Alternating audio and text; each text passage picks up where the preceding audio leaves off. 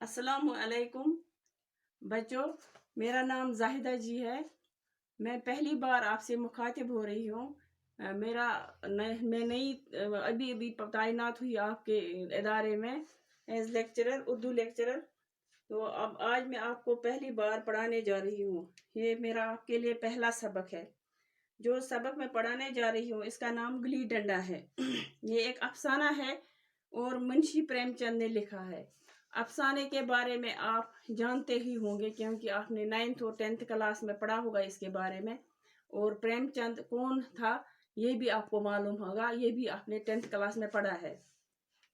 तो हम शुरू करने जा रहे हैं ये सबक जिसका नाम गिल्ली डंडा है।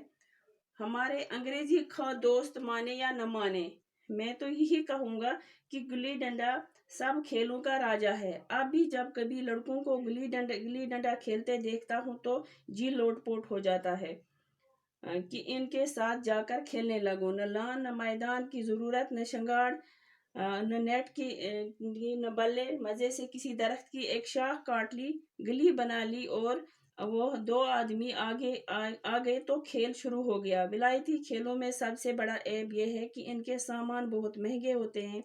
जब तक कम अज कम 1 रुपया खर्च न कीजिए खिलाड़ियों में शुमारी नहीं हो सकता। यहाँ गिल्ली डंडा के बगैर बैंग फटकरी लगे रंग चोखा देता है। लेकिन हम अंग्रेजी खेलों पर ऐसे दीवाने हो रहे हैं कि अपनी सब चीज़ों से हमें नफरत हो गई है। हमारे स्कूलों में हर एक लड़के के 3-4 रुपये सालाना सिर्फ खेल की फीस ली जाती है। किसी को यह नहीं सूझता कि हिंदुस्तानी खेल खिलाएं जो बगैर पैसे कौड़ी के खेले जाते हैं। अंग्रेजी खेल इनके लिए ठीक हैं जिनके पास रुपया है। बेचारे गरीब लड़कों के सर पर फजूल खर्चियां क्यों मंडते हो। यहाँ पर प्रेमचंद ने जो गिल्ली डंडा का जिक्र किया है ये पुराने ज़माने में अब भी कई कई जगह पे खेले जाते हैं।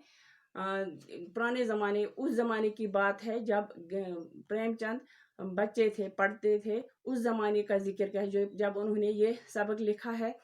तो उस ज़माने में हिंदुस्तान पर अंग्रेज़ों की हुकूमत थी, यानी कि हिंदुस्तान में अंग्रेज़ हुकूमत करते थे, अंग्रेज़ों का गुलाम था हिंदुस्तान।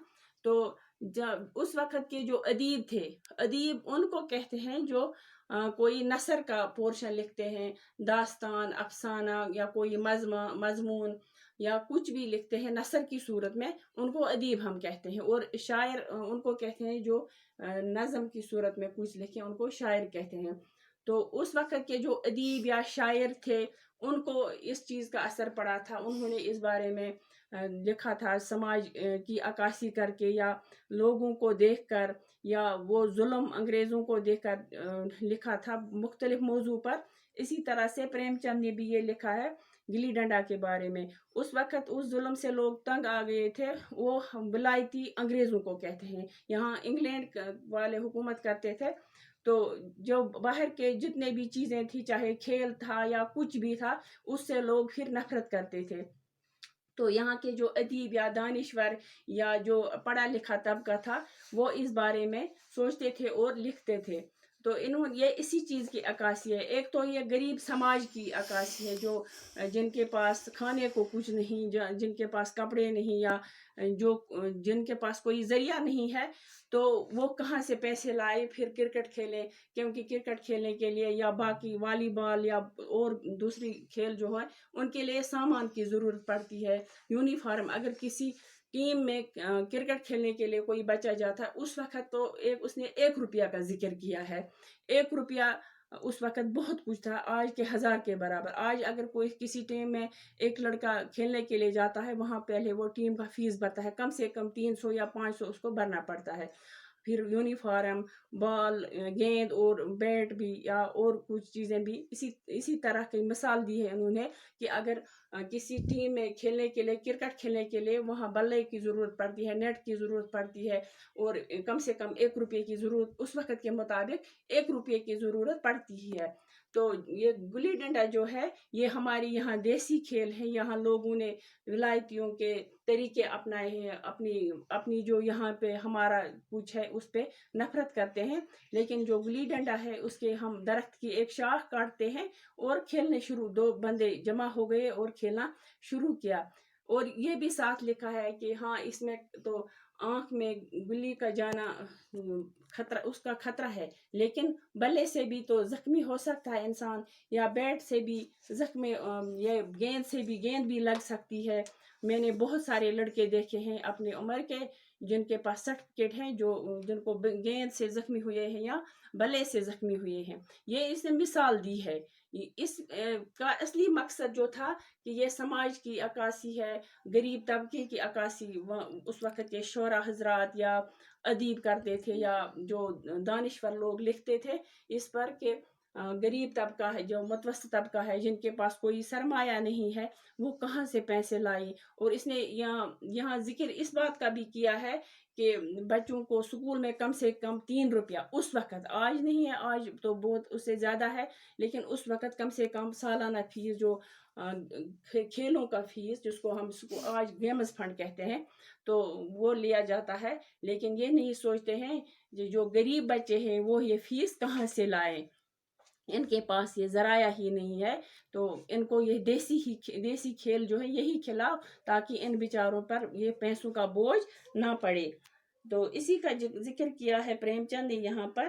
اور یہاں پہ اس نے کچھ ایسے لفظ بھی آئے، لوٹ پوٹ ہونا، اگر ہم اس کبھی کہتے ہیں وہ ہنس ہنس کے لوٹ پوٹ ہو گیا، وہاں پر اس کا الگ مطلب نکلتا ہے، لیکن یہاں پہ لوٹ پوٹ کا مطلب ہے تڑپ جانا، یعنی کہ ہم کوئی چیز اگر دیکھتے ہیں جو ہمیں کھانا ہوتا ہے، تو ہم دیکھتے ہیں میں بے قرار ہو گیا یہ کھانے کے لیے، یا اس نے دیکھا ہے کہ اگر میں کہیں پہ لڑکوں کو دیکھتا ہوں گلی ڈنڈا کھیلتے ہوئے تو میں لوٹ پوٹ ہو جاتا ہوں، یعنی میں تڑپتا ہوں، میں بے قرار ہوتا ہوں کہ میں بھی کھیلوں۔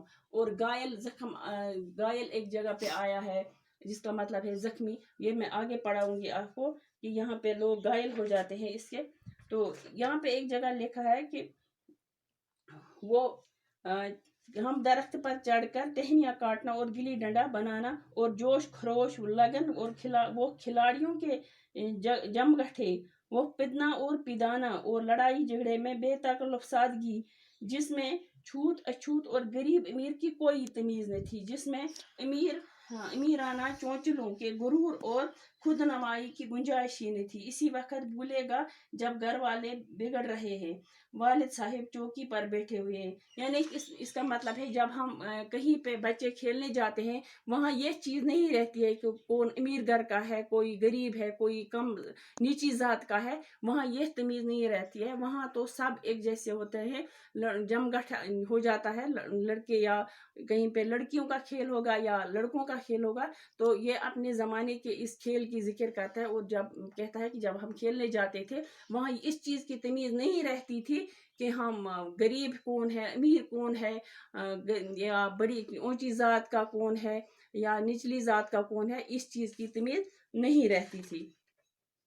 میرے ہم جولیوں میں ایک لڑکا گیا نام کا تھا، مجھ سے 2-3 سال بڑا ہوگا، دبلا لمبا، بندروں کی سی پھرتی، بندروں کی سی لمبی لمبی انگلیاں، بندروں کی سی جپٹ، گلی کیسی ہی ہو، اس طرح لپکتا جس طرح چھپکلی کیڑوں پر لپکتی، معلوم نہیں اس کے ماں باپ کون تھے، کہاں رہتا تھا، کیا کھاتا تھا، پھرتا ہمارا گلی کلب کا چمپئن، جس کی طرف آ جائے اس کی جیت یقینی تھی۔ ہم سب اسے دور سے آتا دیکھ کر اس کا استقبال کرتے اور اسے اپنے گویاں بنا لیتے۔ یہاں پہ گویاں ایک لفظ آیا ہے، گویاں کا مطلب ہے ساتھی، یعنی کہ جو یہ اچھا کھیلتا تھا گلی ڈنڈا، تو یہ ان کے گلی کے کلب کا چیمپئن مانا جاتا تھا۔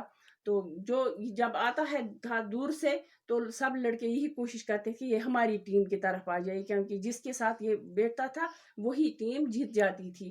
تو ان کو گویاں کا مطلب یہاں پہ ہے ساتھی بنانا، سبھی چاہتے تھے یہ ہماری ٹیم کے ساتھ۔ اور ایک لفظ آیا ہے پدنا پیدانا، پدنا کا مطلب ہے یہ اپنی کھیل دیر تک کھیلنا اور دوسرے کو تھکانا، یا اپنی کھیل کا دفاع کرنا اور دوسرے کو تھکانا، یہاں پہ خود تھک جانا، پدنا کو خود ہو گیا خود تھک جانا کھیل کا دفاع کرتے کرتے، اور زیادہ دیر تک کھیل کا دوسرے کو تھکانا۔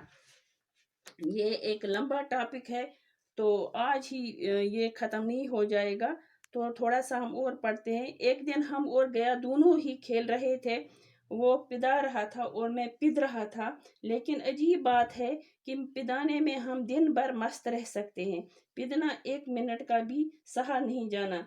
मैंने गला छुड़ाने के लिए वो सब चालें चले, वो जो इसे मौके पर खिलाफी कानून होते हैं हुए भी काबिल माफी है, लेकिन गया अपना दाव लिए बगैर मेरा पीछा न छोड़ता था। मैं घर की तरफ भागा, मिन्नत समाजत और खुशामद का कोई असर न हुआ। गया ने मुझे दौड़कर पकड़ लिया और डंडा तान लाग कर बोला, मेरा दाव दे जाओ, पिदाया तो बड़े बहादुर बनकर पिदने के वक्त क्यों भागते हो।